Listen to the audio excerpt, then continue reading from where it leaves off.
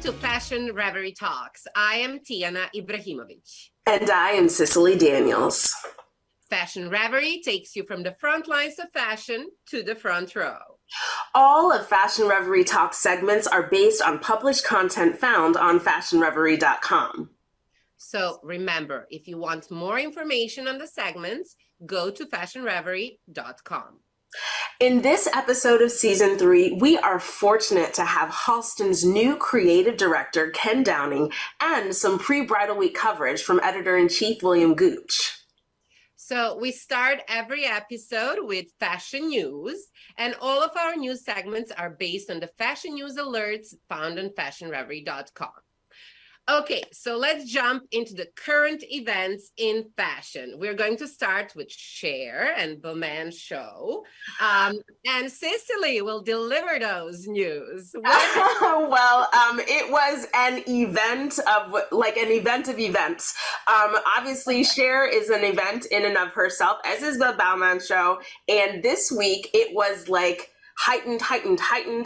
It opened actually with Cher in a video clip, and then later at the end of the show, to the surprise of the audience, Cher appeared on the runway with Balmain creative director Olivier Rousteing, and it was apparently gorgeous and stunning, and the show itself had over 100 looks with warm colors predominating, body contouring dresses, all these different knitwear, braided fabrics, embossed leather, all of this design. And apparently it was like the event. And it's really interesting as we watch, Rousteing as the creative director, like really put his stamp onto Balmain, which he has been the helm of for over a decade.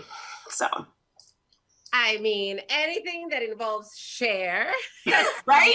Fashion, I was like, any place Cher's, if Cher's there, I'd go. If Cher's wearing it, I want to wear it. Like, it's, like she is such an icon. She's such a fashion icon, and, like a celebrity, but who truly embodies like style and glamour and fashion. And so, like what an event. I wish I was there next time.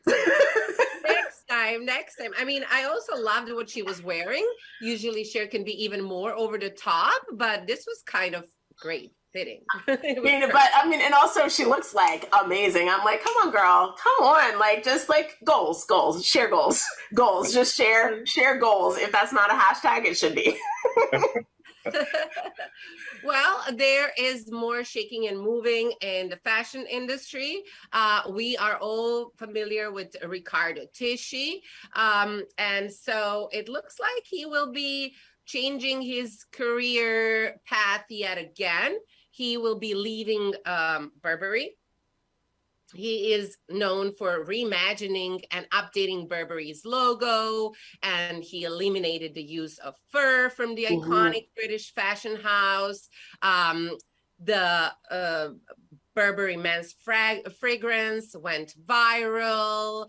I know he's very good friends with Kardashians too, so he's kind of gotten into a lot of different areas of fashion and celebrity, etc.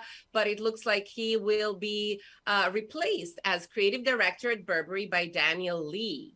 And so, he had to deal with Brexit crisis as well as the COVID pandemic. So maybe that's what made him make some new moves. But we'll also see what happens with the new creative director. So, right. I'm sure that Daniel Lee will do well, and I'm sure we'll get some new news. Yeah, I mean, as someone who was the former creative director of Bottega Veneta, I think it's a good match. I think it's a good transition. So. Absolutely. Our last bit of news that we're going to talk about is about LVMH. And as we all know, the inflation is a really big concern. And apparently they are going to be offering a bonus package to help their staffers with the rising cost of inflation. And they kind of are following the lead of Air France and Stellantis. And they're going to be offering bonuses to about 27 1,000 staffers of between 1,000 and 1,500 euros, which is like 973-ish to 1,400-ish dollars, you know, for us to understand. And that's a nice thing. So I wonder if any of the US companies are going to take heed or see what they can do, because, you know, like, inflation's about to hit all of us. So I guess I applaud LVMH. Nobody hit us. I'm sorry. It's already hit. Inflation is here. So, you know, what a great example, along with President Joe Biden and whatever will be happening in our country. So we'll see if any other giants in the industry make a big move. Yeah, well, I don't know. As long as my closet kind of remains still stuffed with all different things, and, you know, I can reinvent my looks, I'll survive. That's what you'll survive. Well, that's it for our fashion news alert for this week. But if you want to keep up with the stories, you know where to go, fashionreverie.com. So viewers, we have a super special treat today. We have Ken Downing, Creative Director of Halston, today with us. If you are in the fashion industry and if you love fashion, you have to be familiar with Ken and his high and super creative energy. Ken, welcome to Fashion Reverie Talks. Tiana, thank you so much for having me. It's such a pleasure to be with you this afternoon. I am so excited to ask you these few questions for our viewers. I'm excited to give you an answer. If I don't know the answer, I think I'll make something up just for the fun of it. No, I have answers. I have answers for you. I love seeing you around New York Fashion Week, around New York events.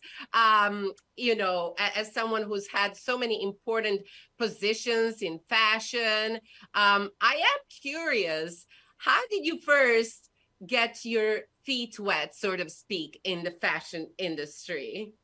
You know, it's interesting. I don't really think I had a choice other than going into fashion. I was interested in clothes from a very, very, very young age. In fact, my mother tells the story that I selected an evening gown, shoes, gloves, and bag for her at 6 years old. And she ended up wearing it because she didn't feel like finding something to wear herself in her own closet. And she received so many compliments on it. I was her fashion director at a very young age going forward. You know, it's interesting for me because I remember that I had toys, but I don't really remember being surrounded with toys because I was so much more obsessed with clothes and how people dressed. I liked going to weddings and the pomp and circumstance. I loved going to church because I liked to see how people would dress up to go to mass. And it was just something that was very intrinsic in my eyes, seeing how people put themselves together. And so I always knew that I wanted to be in an industry where people were going to be dressed up and always changing with style. And so from a very, very early age, everything that I did and every job that I took was really kind of focused on that idea. So I started doing window displays in a store that was kind of an off price. I think it was called Payless or something. And they let me choose the clothes and comb the wigs and hang leaves out of the ceiling. And what if it was fall and flowers growing up out of the ground if it was spring? Any opportunity to work around clothes or with clothes I did. So I really started, you know, kind of in the visual department of a store where I grew up in Seahurst, Washington. And from there, you know, I was actually discovered on the streets of Seattle. I modeled for some time when I was very young and much prettier as a young boy than I am now as an older man. But anything. I mean, you're always the most dapper looking person on any you're red so carpet. sweet. Thank you. No, you know, it's interesting because when you find yourself in the world of modeling and people are doing your hair and they say grooming, but they're really doing your makeup and putting the clothes and things together for you. I really never liked anybody telling me what to wear and how to behave and how to look. So I realized that maybe it would be smarter for me to actually be on the other side of the camera and do just that. So I started doing a lot of styling and doing hair and makeup and creative direction for photography, which was also a real bonus in helping guide me to my career into the fashion industry. My big break was really when I left FIT here in New York, going to fashion school, studying fashion design, I'd gone back to Seattle for a moment, and there was a very fine store, I Magnin, which is unfortunately no longer in business, but kind of the Bergdorf Goodman, if you will, of the West Coast. Okay. And a friend of mine said, oh, you should come, they're hiring freelance. And so I came and I got a freelance job. And after 3 days, they hired me full time and they let my friend go. I guess that I had a lot of talent. I was actually on my way back to Seattle. I mean, on my way back to New York from Seattle. And I ended up getting this great job working in retail, doing windows, dressing mannequins, creating store interiors. And Rosemary Bravo, who we all know in the industry, that also worked at Burberry, and she was the CEO of Saks Fifth Avenue. She found me at a very, very young age and brought me to San Francisco, and the rest is history. So I owe a great debt. One, to my friend who introduced me to the world of retail, that she's now a very prominent jewelry designer, and certainly Rosemary Bravo that saw that I had talent. So it's really how it got started. Oh, that's amazing. And so for over 2 decades, you were the senior vice president and creative director of Neiman Marcus. I mean, that's impressive. What do you feel were some of your biggest accomplishments there? You don't have enough time in the day, and not that they're necessarily all my accomplishments, because I worked with amazing teams, and I actually was found by Neiman Marcus in San Francisco working for I Magnin, and at the time I had the ability and the talent to take the mannequins in the store windows and make them look like the models that were actually wearing the outfit on the runway. And a lot of that was through recreating the exact hairstyle or having the ability to somewhat mimic the pose to how they would walk and pose on the runway. And so a lot of the designers that would come and visit us in San Francisco, they were very intrigued, and it also became this reputation that I had, that this young man in San Francisco could recreate a woman in freeze pose to actually look like the real model. So Neiman Marcus was paying a lot of attention to what I was doing in San Francisco, and ended up stealing me away and putting me in their store in Los Angeles to kind of reinvent the brand through events, the windows, the interiors, which I ended up doing. And it was really the first time that I had the opportunity to reinvent a brand, reinvent the image of a single store, and I loved every minute of it. But doing so, I found you have to be irreverent. You know, you sometimes have to break the rules, and you can't really do everything as you're rolled out to do, because every organization has their code and DNA of how they want things done. I had a tendency to usually throw the codes and the DNA aside and reinvent. You have to do that when you're reinventing. So because I broke all the rules, it became one of the most important stores in the chain. Everybody loved coming to the store because it looked different. The parties were different. Karl Lagerfeld designed our Christmas and our Christmas windows and created a capsule collection at the time. Every major designer, from Gianni Versace to Emmanuel Ungaro, Christian Lacroix, name any of them, would come to the store and do events. It really became kind of the fashion hub of the West Coast. And so Neiman Marcus brought me to Dallas, a little kicking and screaming. I was a little in shock leaving Los Angeles to go to Dallas, I have to say. Though I ended up loving Dallas greatly and lived there for over 25 years. But I think some of my greatest accomplishments probably really center around the consumer, the customer. You know, I loved not only being the fashion director and the creative director, but really thinking about not only women individually, but the women and the men kind of around the country that were our consumers, either in store or online. What could I find for them that I would know they would want, and what they didn't realize they wanted yet? And being able to anticipate the dreams and the desire of the consumer was something that I was really proud that I had the ability to do. And forecast trend before trend would happen.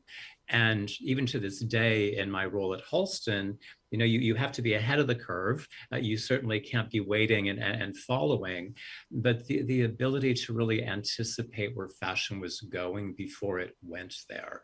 And I think a lot of that is when you know about fashion and you know the art history, the art of fashion, where fashion has been, you really can say to yourself, this is the zeitgeist of the moment, and then you can anticipate where that zeitgeist is going to head next. And my ability to do events in stores, because I was interacting with the consumer face to face in dressing rooms and on the selling floor, and the voice of the customer, it's super valuable. You know, a lot of people, they create in a vacuum. They don't think about the end user, and I'm always anticipating what they want next, but I can't anticipate if I don't have their voices in my ear letting me know kind of what they're interested in. So that's your magic. Right. So it's been exactly 2 months to the day that you're into your new role as a creative director of the iconic American brand, Halston. Congratulations. Thank you very I think much. we're excited to see what do you hope to bring to the brand in this evolutionary moment. You know, it's an interesting moment, and it's certainly a very exciting brand and always has been. You know, just a little piece of the past for anyone who doesn't know the Halston legacy.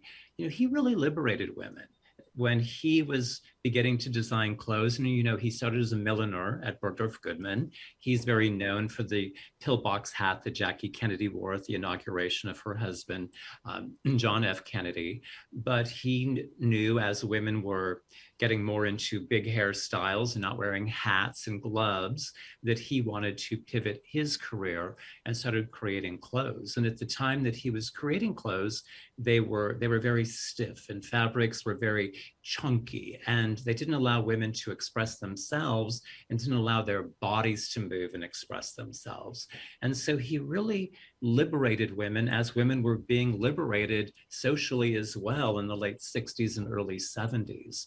And the other thing that I think is so remarkable about an individual like Halston, and it's something we take for granted today, he really opened the first designer boutique here in New York up on Madison Avenue. Now, listen, we can walk down any city sidewalk and fall into as many designer boutiques as you can into a Starbucks, because they're just everywhere on every street corner. But we have to remember 40, 50 years ago, that didn't exist. There was a Halston designer boutique in New York, and 2 years prior, Mr. Saint Laurent, Yves Saint Laurent himself, actually had opened his Rive Gauche boutique in Paris 2 years prior to that. So the idea that he was actually bringing the designer clothes to the consumer in much more of a, if you will, mass way was really quite unheard of. So the great thing when you take on a brand that the DNA is not only the sensuality of making women look beautiful, also glamour woven through everything that he did. And I think that's super important, because today, I'm not always necessarily sure if glamour is at the top of the list when people are thinking about clothes. I often think that in our era of Instagram and TikTok, it becomes sensationalizing something so that it gets a lot of likes or people are following it on TikTok.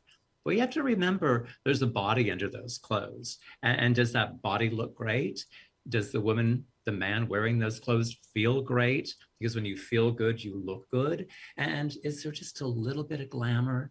Because I think glamour never goes out of style. And so the idea of glamour will be a very, very important part of what we do as we continue to redefine the next generation of what Halston will be. And, you know, I think many designers believe that it's only about a young customer, and Halston's very multi-generational.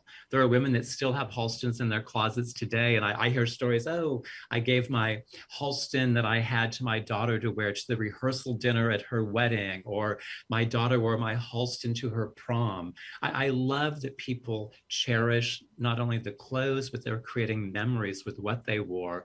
And so I want to bring clothes to those women that remember how grand Halston was, but also bring clothes and experiences to an entire generation that may only know him from the Netflix series. And Right. I'm quite fortunate that that Netflix series really puts the Halston name back out into the stratosphere.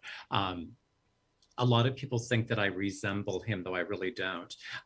They there is a love of the women that he dressed, and there's a love of bringing beautiful clothes to women and a beautiful lifestyle that he and I share that same sentiment. So we've actually just finished creating fall 2023 because we work very far in advance. So sooner than not, there will be Ken Downing influenced Halston available for the customer to purchase. So I'm super excited. And we have our other collection, H Halston, which is on HSN. I've already been starting doing HSN because this whole idea of not only television to sell, but also live streaming events are very much an important part of what we do because we believe in live streaming and bringing beautiful clothes to the consumer wherever they are. That's amazing. And I'm excited to see the next collection coming up. You are going to love it. Even amongst the design room, my designers are all, I want to wear this. I'm like, you should want to wear it. We have to love what we do. You have to love it so much that you want to wear it yourself. And there's also men's that will be coming very soon also. Oh, wow. yes. I'm not going to say it's going to be gender fluid necessarily. There will be sizing appropriate, but there will be ideas that cross over in both collections. I think that, especially when we look at the world today, glamour is not only for women. Men have their own moment that they want to be glamorous as well. There's a little bit of peacock in all of us. And I truly believe at the end of the day, does a sequin know gender? No, it does not. Is chiffon only for women? No. So, and leathers for everyone. And the idea of beautiful, creamy cashmere is for everyone. So you're going to see clothes that kind of cross the boundaries, but will look great on everybody. Awesome. How exciting. Wow. Very exciting. Now let's kind of, close the interview with something that's close to your heart. You're the co-chair of the Delivering Good Gala, which takes place in about a month. I actually attended one of those and you hosted it and it was super fun. You made it really exciting. I loved how you dressed all the participants. I'm really looking forward to seeing what's going to happen this year. So let's talk a little bit about it. Tell us, our viewers, what to expect. Well, thank you so much. And thank you for the lovely compliment about the event last year. We were coming out of COVID at that time, or one of our coming out of COVID moments. I feel like we've had 3 or 4 or 5 coming out of COVID moments. Yes.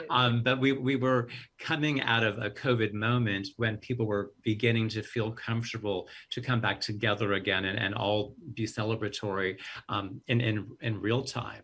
And it was wonderful to create an experience that brought so much, not only joy and festivity to the audience, but be able to raise significant monies that we were able to really give back to communities that we support. I'm very, very passionate about the organization Delivering Good. People always say, well, what do they do? What do they do?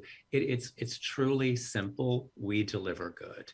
We are an industry organization. We collect unused, not only men's fashion, women's fashion, handbags, children's clothes, beds, mattresses, furniture, toiletries, and we bring them to people who are either finding themselves in the middle of a catastrophe, like we're seeing right now in Florida, or helping people from the South with all of the last round of horrible bad weather that was there, or helping people get back on their feet that might have found themselves in a situation where they don't have a job, or they might have found themselves without a home.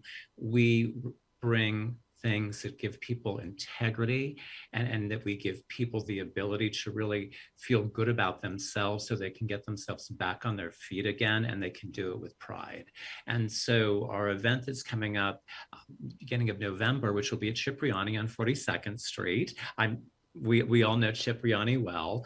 It's really not only a beautiful evening of coming together, but we're storytellers. We love to share with everyone the great stories of the individuals that we help. And if it can be anywhere from someone who's in the military service, it can be a single mother that's raising children on her own, or even a single father who's raising children on their own, or a grandparent. It's interesting. Family today is not necessarily just the nucleus, mother and father as we know. It can be two dads, two moms, a single dad, grandparents, aunts.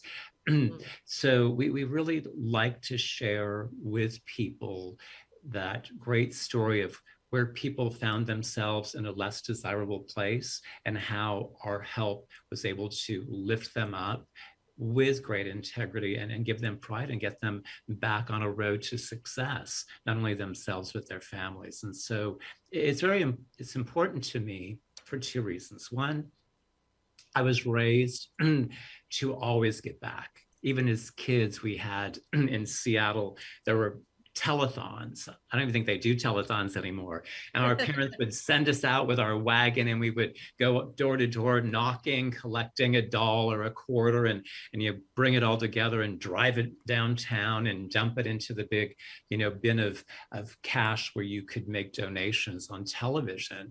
But it instilled in us at a very early age, you should always find yourself the opportunity to help those who need help, because you never know when you might need that help yourself.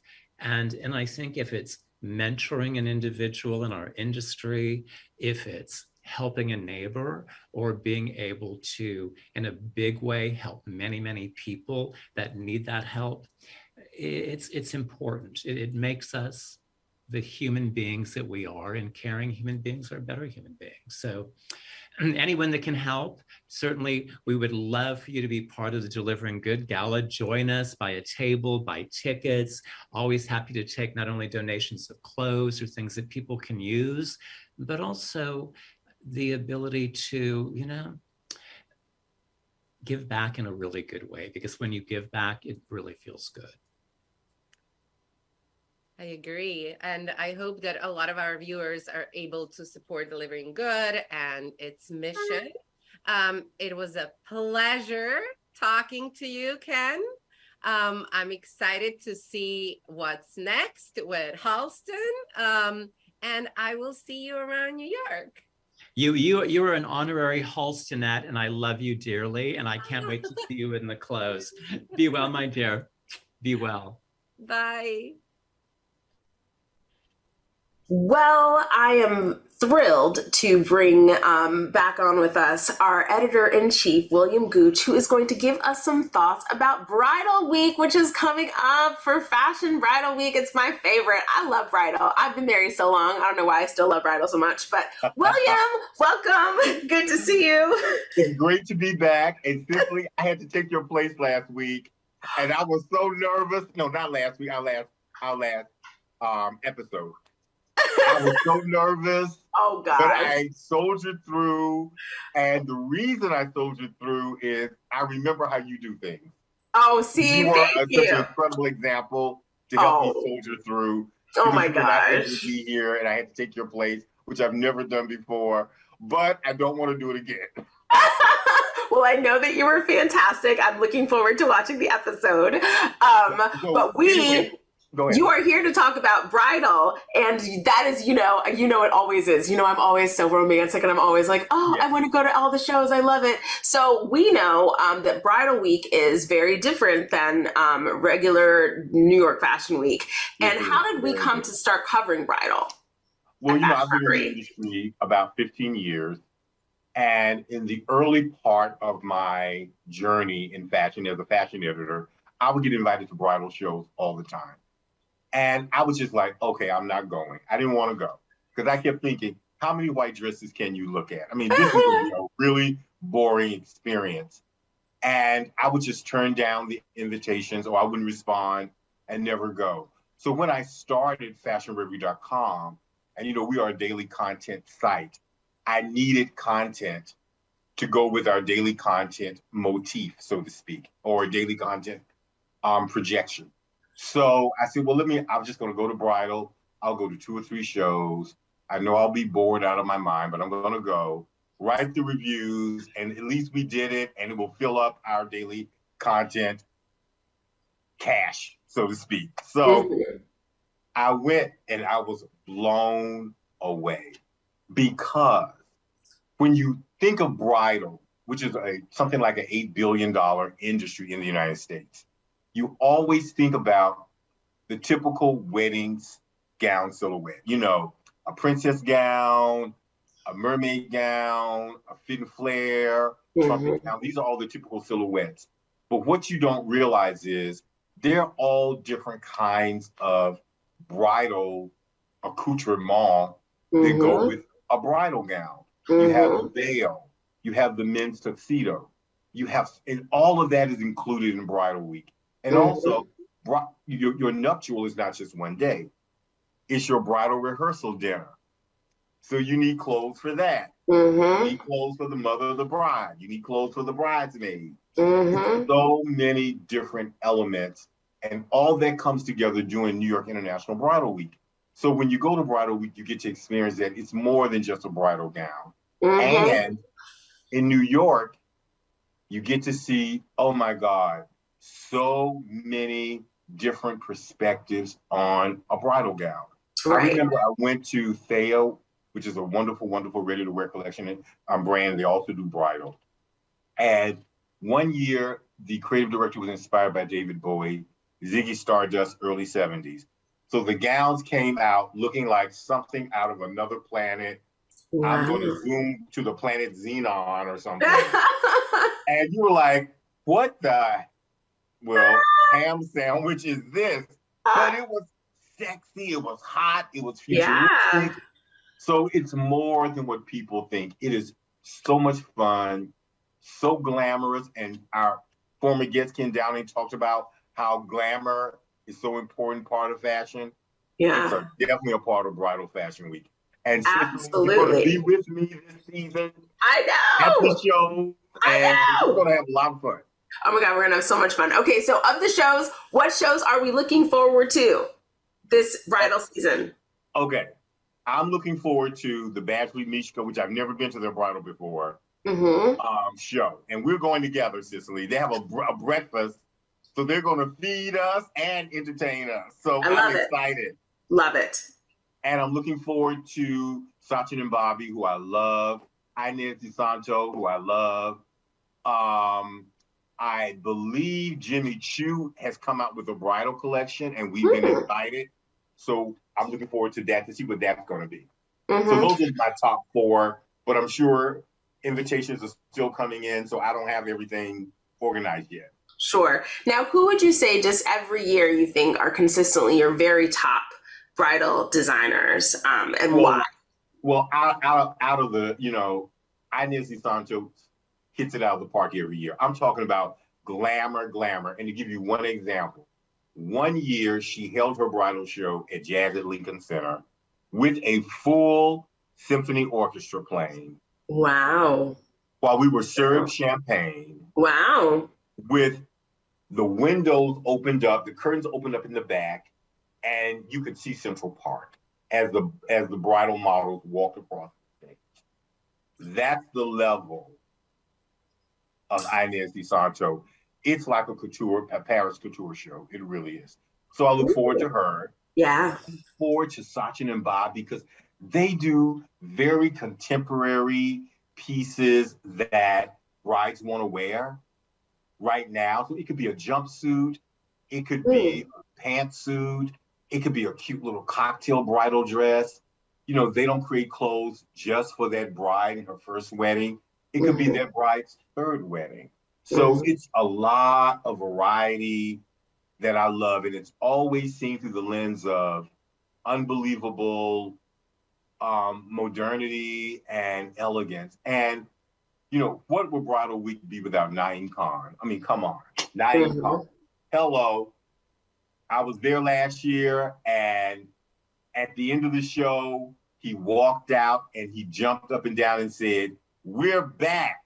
Oh. Because we've been so, you know, suppressed because of COVID. Yeah. So his shows are always beautiful, always wonderful, always has a Halston 70s vibe. Remember, he worked as a designer under Halston, with Halston.